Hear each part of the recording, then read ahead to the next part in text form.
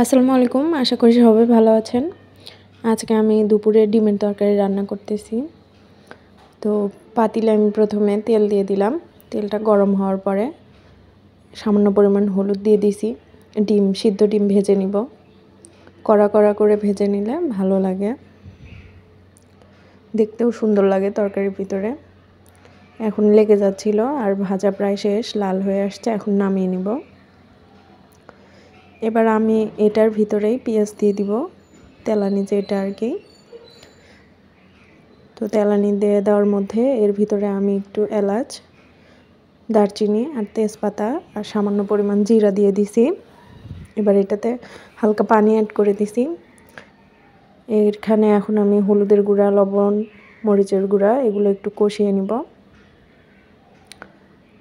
মরিচের গুঁড়া একটু বেশি দিয়েছি, কারণ আলুর তরকারি, আলুতে তেমন ঝাল না হলে ভালো লাগবে না। একটু বাটা ঘষা দিয়ে নিছি, রসুন পেস্ট এবং জিরা পেস্ট। এবার এটাকে আমি ভালোভাবে নেড়ে দিচ্ছি, কষাবো কিছুক্ষণ। লবণ একটু কম হয়েছিল, তাই আবার দিয়ে নিলাম। এটাতে এখন আলু ছেড়ে দিছি, সিদ্ধ করা আলু।